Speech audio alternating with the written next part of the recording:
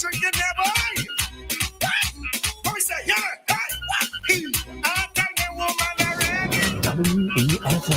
the new fresh sound.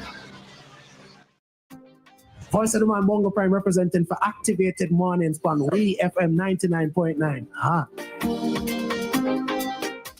WhatsApp us or call us at 457-9997. Rise and shine. Let's get ready to take on the day. Activated Mornings on WEFM 99.9 is on now.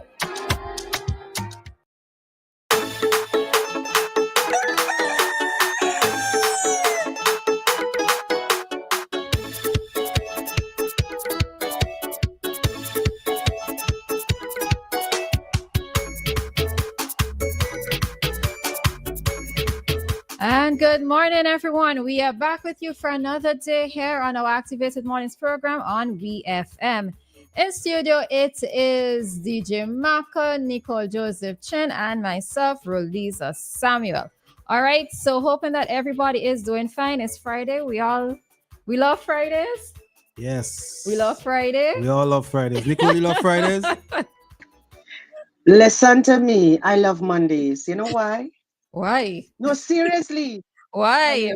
I love Mondays. I don't like Mondays. Why? I don't like Mondays. You the first person ever who said they love a Monday. I love me some Monday. Why? I just find it gives you a refresh. It gives you a reset. You jump in again and you have a new opportunity.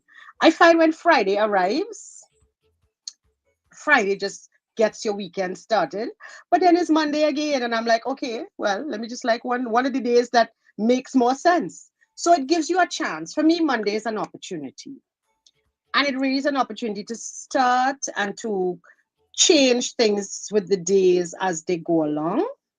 Friday is such a pause, and it's necessary. It's a necessary pause, but I like that start. I don't like Mondays. As I said, Not you're the only everybody. person Many ever heard. people cannot stand a Monday. Yeah, but just have the weekend. That's the day of the weekend. You know, for some persons, the Monday blues sets in on a Saturday, 12 o'clock. Yeah. So when lunchtime reach on a Saturday, because you know in no time the Saturday going to finish. Soon as you blink, Sunday gone. Yeah. So Monday blues started setting around 12 on a Saturday. I love Mondays, and it's been something that I've always loved. You know, even in school, I love a Monday. I love me some Monday. All right. So now you know one more little quirk about me. Yes, so the only person I know who loves Mondays. All right. The people who love Mondays is either Easter Monday or Carnival Monday. That's it. No other kind of Monday. So yeah, you the first, right? Don't worry, we'll find some Monday people. We'll find them. But I like a Friday. That's not to say I don't like Fridays, okay? So don't misunderstand me. But Monday is my day. And mon in French means my. And I just feel like it's my day to start over. It's my day to reset. It's my day to renew something. Okay. Good morning, Maka. Good morning, Roleza. Good morning. Good morning, everyone. You know, there's a lot of people who don't like Friday. No, so this is okay, right? Why? Maka, you like Maka now? Maka, try not to get on. This is exactly why I asked, do you love Friday? What I said, do you love Fridays? And then I said, do you love Friday? You know, there's a lot of people who don't like Friday. And there's a lot of people who love Friday. Yeah.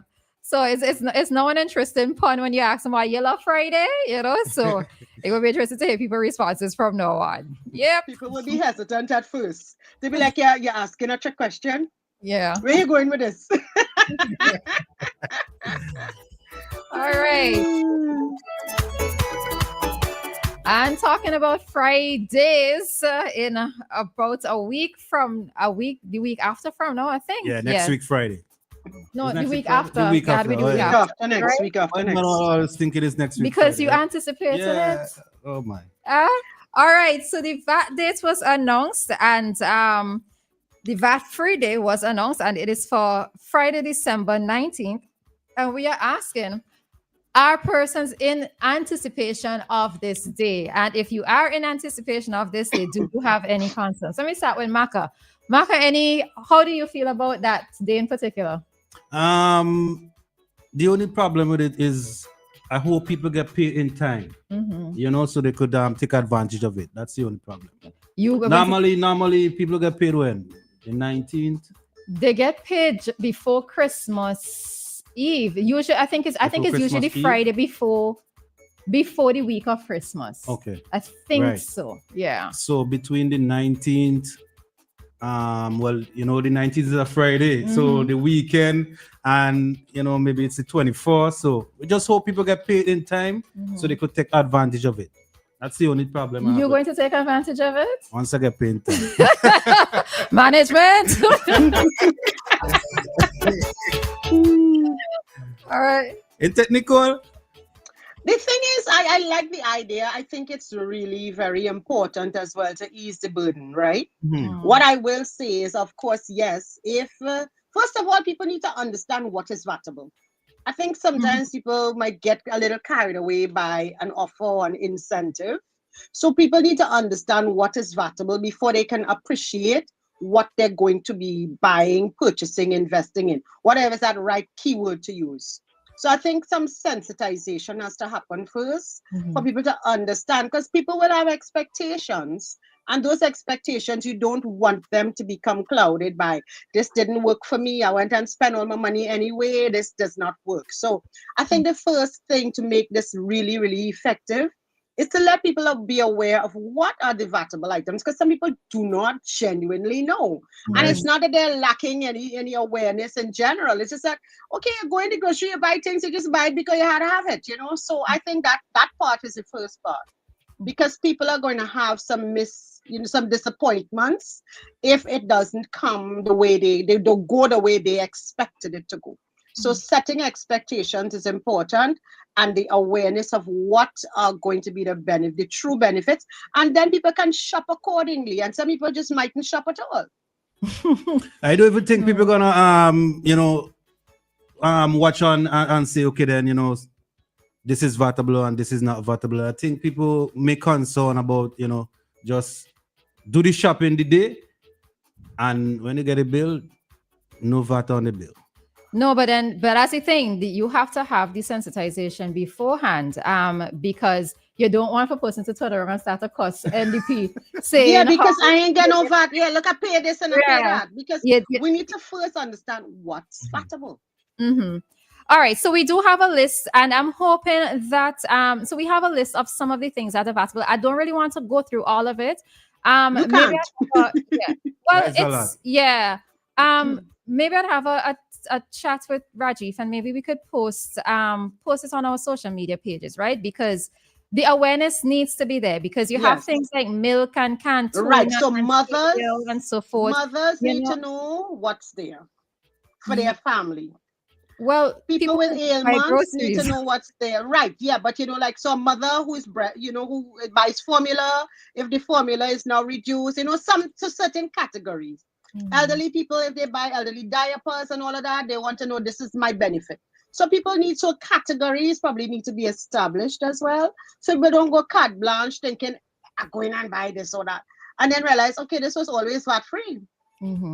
Right. So we then definitely needs to be that sensitization, because to have the administration getting cost so early and they in being sworn in, it's going to be his pressure. All right, there's going to be pressure. All right, so let me just say a few of the things that I'm querying, right? Now, of course, I am not knocking this. I am not saying that it's not going to work, but I do have questions when it comes to certain things, right? So regarding the VAT-free day, I am wondering if businesses might be extending their shopping hours, right? Especially, let's say, supermarket. Well, actually, no, just businesses generally, because VAT goes across the board. It's not just supermarkets. So given the fact that there might be some persons shopping more on that day, would businesses look to extend their shopping hours, right? A thought also came to me in that normally when businesses purchase, they purchase in bulk. And if, let's say, there is a bit of a mass shopping that happens, what would the store shelves look like, let's say, the following day or the following week, right? Because if they weren't necessarily prepared in advance for, let's say, as I said, the mass shopping, what is going to happen that week of Christmas in particular, right? So that is just another thought there. Another thing, as Maka mentioned, so it is all well and good to say that you are going to have a VAT-free day, right?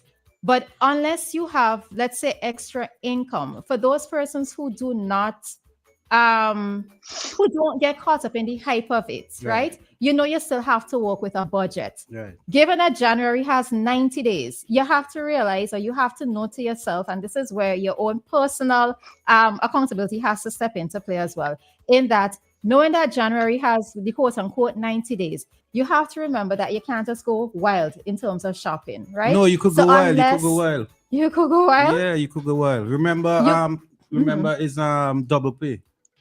So that's so right? I was trying to figure out his logic.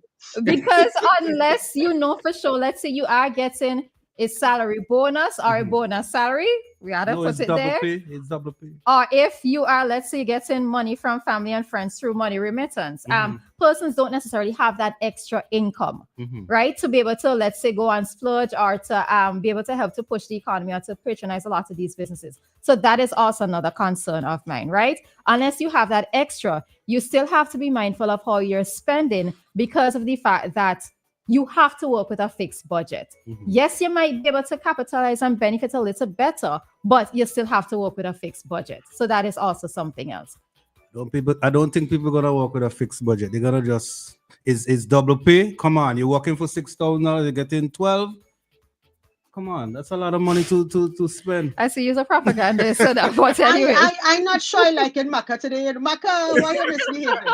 But hear this, right? The other thing is this, right? All of those merchants equipped to edit their registers for the day, because that is a critical aspect of it as well. If their systems are established where their registers are set up in such a way that they are programmed with the VAT in it, is there a mechanism for them to remove that and have it as a zero-rated item on the day? Because you also want to establish the fact that people are also compliant to this new experience. So it has to go both ways. In fact, it's a three-way thing. It's the legislators, is the government ready for this? Are the customers going to appreciate the experience of the benefit? And are the merchants going to be prepared to edit their registers for that day for those who actually are VAT registered and charge VAT? Because then there is going to be a big discrepancy and there can become other situations. And this is where we have to also establish that systems are in place. Because one of the things is, okay, so the supermarkets or the, the organizations that are doing retail will have a list of all the things that they know are VATable. But suddenly they might have missed one or missed two. So what's the programming in their register? So this is not just something that, okay, I'm going to go shopping on this day. I'm going to blow me $12,000, Maka. Promise you, I'm buying you something nice. As the Jamaicans say, something nice. However, at what point do we establish that all of this has really gone through the necessary rigors to make sure everyone is benefiting? So, Nicole, what are you saying? That somebody should monitor things before?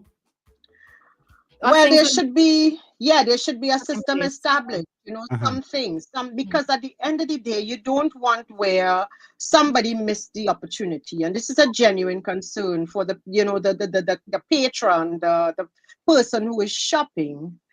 And it's also something important for the store, for their balancing and their other things. And if any audit comes down on them 10 years later, they realize 2 or 3 items when the VAT wasn't removed on that particular day. So it's really something that's critical.